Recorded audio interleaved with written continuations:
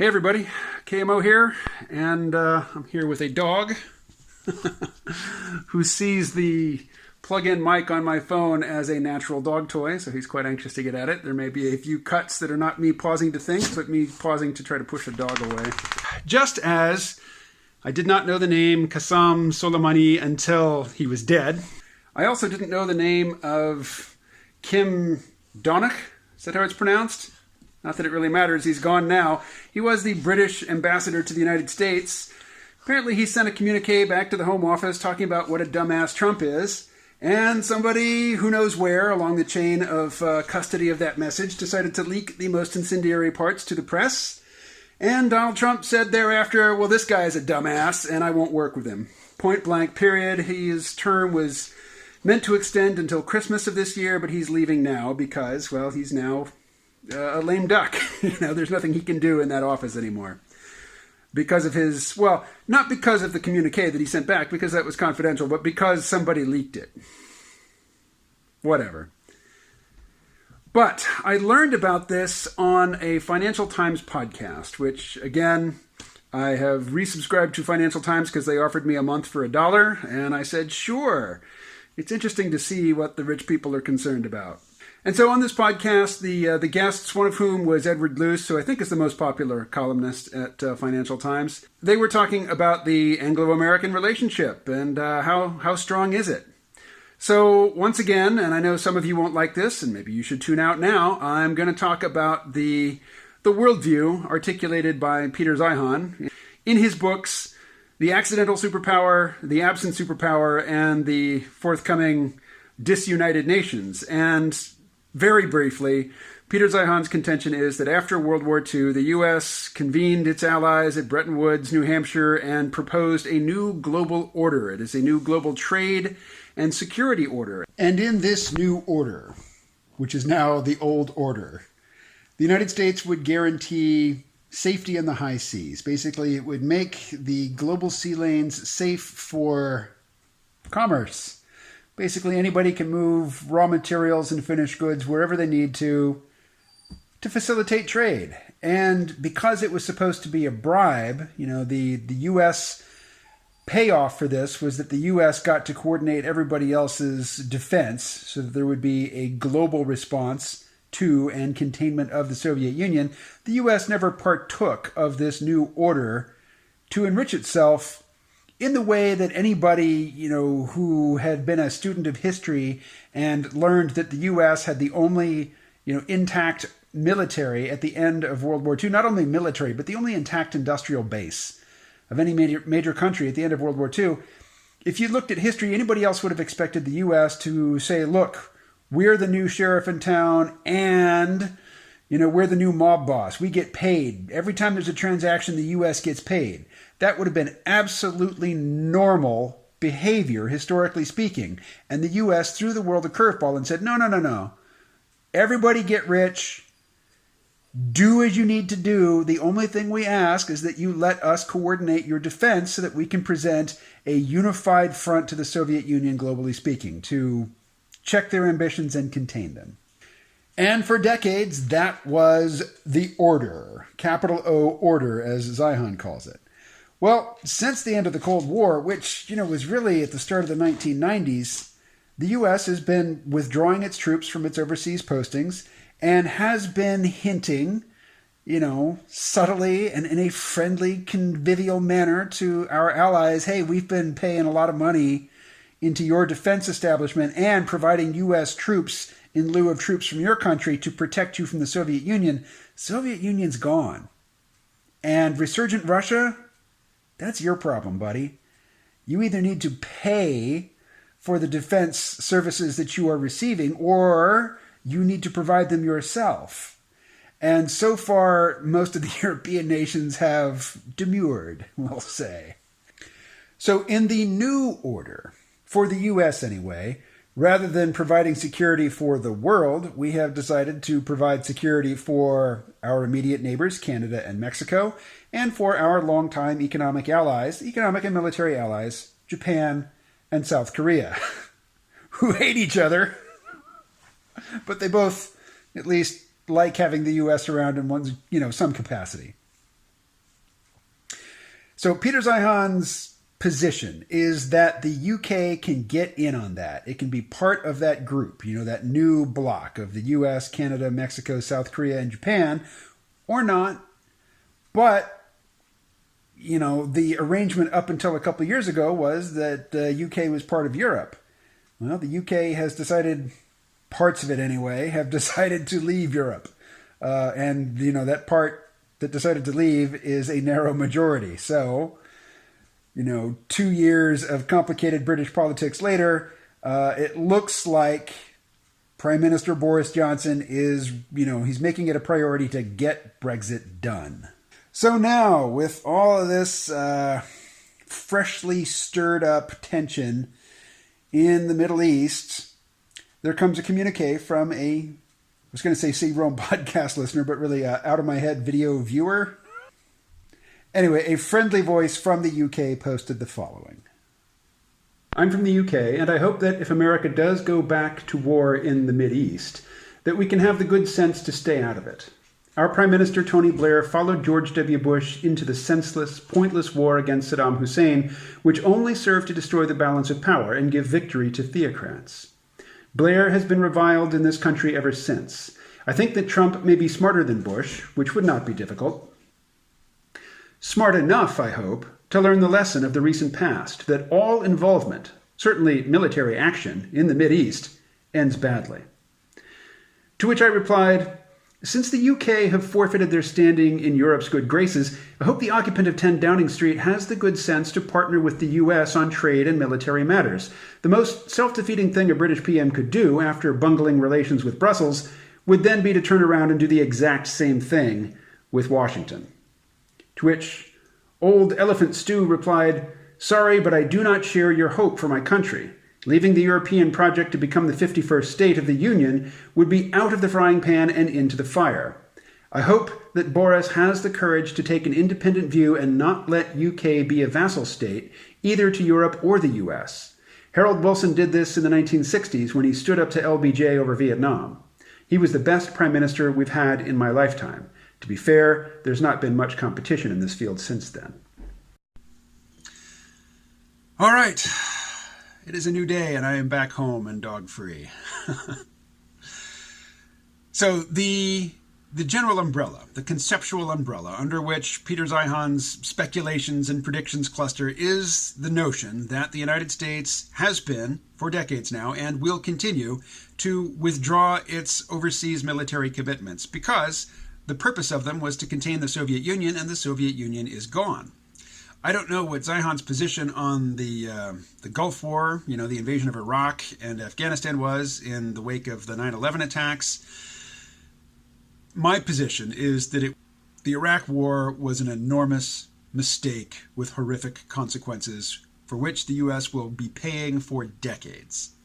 Paying not only in terms of, paying off the debt, or at least servicing the debt that was incurred to finance that, but also in terms of international relations, and also in terms of the psychological trauma that so many soldiers bring back with them. Not just psychological trauma, obviously, lost limbs and lost physical capacity, but I think in terms of the long-term effects on our culture, that psychological wound to the class of people who enlist in the military, and who are exposed to who are called upon to do horrific things and who are exposed to horrific sights and sounds and experiences, that's a scar. That's going to linger on our cultural psyche for a long time. Back to Old Elephant Stew's wish that if the U.S. gets embroiled in another Mideast war, that England or Britain should stay out of it. Well, yeah, you probably should. Hopefully we won't get further embroiled in another Middle East war. Certainly, I don't know anybody, I've never spoken to anybody, American or otherwise, who wanted to invade Iran or even bomb Iran. It is, the hawkish contingent at the Pentagon and the deep state that has longed for that war with Iran for decades now. They're going to keep working at it, but they have no popular support, as far as I can tell, among American civilians. Many people, particularly mainstream neoliberal Democrats, are in no way on board with openly acknowledging that the U.S. is withdrawing its overseas military commitments. They love war. They love the national security state. They champion it at every turn the way that Republicans used to in the 80s and 90s. And so, in terms of openly saying, look, the U.S. is no longer going to be the security framework for the world. It's expensive, it's unrewarding, and it just leaves, everybody else pissed off at you. So we're done. Have at it. That's the attitude which, according to Zeihan, and I can see it from his perspective. I mean, there's obviously flaws and places to nitpick, but as far as I can tell from, normal, real people that I talk to, that's what the American populace, the American public would like. We would like to be a normal country. We don't want to be the global hegemon. Now, among macho, paternalistic, proto-fascist, working class people, there is an element of national pride that comes with military strength. But I think that the last 20 years have done quite a bit to disabuse the most recent couple of generations from those parts of the country of, that attachment to military honor and the honor that it brings to normal working people who serve in the U.S. military. I think that credit, that intellectual, patriotic credit that the military has enjoyed for so long has largely been squandered with the classes of people who, were economically vulnerable to recruitment, even in a time of war, even in a time when they knew if they joined, they would be shooting at people and getting shot at. But for me, an important question to grapple with is, should the U.S. maintain its membership in NATO? The North Atlantic Treaty Organization, set up to contain the Soviet Union. Again, another instrument in the post-World War II U.S.-led response to the Soviet Union and coordinated effort to contain it and stymie its expansionist ambitions. Zeihan proposes that Russia is going to try to reoccupy the former geographical footprint of the Soviet Union because the Soviet Union's footprint is easier to defend than Russia's footprint. It's a shorter border that takes advantage of natural barriers like mountains and rivers and such. But Russia, as despotic and authoritarian as Vladimir Putin is and, likes to be, is not the Soviet Union. It doesn't have the mission of, organizing the world's workers in a global revolution to overthrow capitalism. And so there's not as clear an impetus or interest on the part of the U.S. to contain Russia's expansionistic ambitions because they have a very natural endpoint, basically occupying the footprint of the former Soviet Union. And beyond that, they're not looking to convert the world to some, fantasy ideology. Why should the U.S. remain in NATO? I posted that question to Twitter, but I don't tweet much. I don't have any sort of following on Twitter, so I got no responses to the question. Even though I tagged NATO in the question, nobody responded. But a quick search of Reddit turned up a subreddit called NATO-Russian Conflict. That seemed like a fruitful place to post my question, so I did. What's the strongest argument for continued U.S. participation in NATO? How does it serve U.S. interests? Well, according to upvotes, here are the 3 best answers provided. J. Gomez 116 writes, "It helps protect liberal democracies, which is in the U.S.'s self-interest, morally, economically, and politically. With Russia becoming more, or at least covertly, aggressive, alliances like this, the UN and the EU, will be more important than they were a decade ago, whether in Crimea, or the potential threat to the Balkan states, or even further with Iran or Syria. Economically, U.S.-friendly, liberal states would ensure better trade deals than if they were annexed by another aggressive power, again, thinking Russia and the Balkans. I'm British, and we're screwing the pooch with the whole EU issue, and I reckon it'll become clearer that we need to work together, whether with NATO, UN, or the EU, not alone." Well, I imagine that J. Gomez 116 probably doesn't agree very much with Old Elephant Stew, who I'm sure has no interest in participating in any joint military action in Syria or Iran.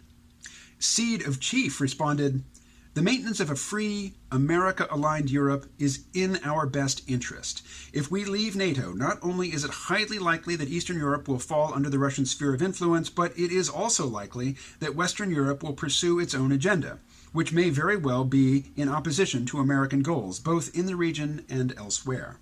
Returning to Zeihan's worldview, his position is that with all of the hydrocarbons that we're getting from fracking, that the U.S. is largely self-sufficient. We don't rely on trade with Eastern European countries, and it wouldn't really, impact us economically if they weren't friendly to trade with us. Basically, most international trade that the U.S. conducts is with Canada and Mexico, and we're okay with that. Finally, Kie1 writes, NATO protects a rules-based international order that is good for everyone, and which has allowed the U.S. to prosper for decades. With that one, I kind of think it's the reverse. I don't think that NATO has allowed the U.S. to prosper. I think that the U.S.'s participation in NATO has allowed a lot of countries other than the U.S. to prosper, and more importantly, to remain, outside the Soviet Union. But I have to say, I found none of these answers particularly persuasive. But my final question, because this video is supposed to be about Anglo-American relations now and going into the future, I recall a few years ago now, John Oliver, the former correspondent for The Daily Show, who then went on to get his own show on HBO. Don't much care for his show, but I really liked his participation on The Daily Show. John Oliver was on Fresh Air with Terry Gross, and Terry Gross started to ask John Oliver if, as a foreigner living in the U.S., in this hyper-nationalistic Trump moment, if he was, if he ever felt afraid or insecure being a foreigner on American soil. And then, before she could even really formulate the whole question, she sort of laughed and discredited the question from the get-go by saying that, but we all know, Americans love British people. And I heard this from my friend Ben McLeish. I don't know that he's the author of it, but he said, Americans hear a brilliance in the British accent that isn't there. And that's largely true. And also, it's just to American ears that the British accent, or the various British accents, are quaint, charming, and they just make us feel good. They tickle our brains in a way that I think goes a very long way to maintaining an enduring cultural affinity between the United States and Britain. And I don't see that changing anytime soon. And largely, I just don't see that there is a course for the UK that doesn't involve either aligning itself with Europe or with the United States. What are the other options? If your position is that the UK, with its incomplete defense arrangements, will be just fine, it doesn't need particularly friendly trade or military relations with any other alliance or bloc, it's just going to go its own way and things will be fine, well, maybe they will. I'm skeptical about that, but, is that your wish? Old elephants do. What is your wish? I know you don't get to chart the course for your nation. That's above your pay grade. But as a citizen, as a voter, as a concerned individual human being with a brain, what's on your wish list? What course do you want your country to chart in terms of international relations, both military and economic, moving into the future? What makes sense? What's something that, what's an outcome that can reasonably be hoped for? And I'll leave it there and talk to you again later. Stay well.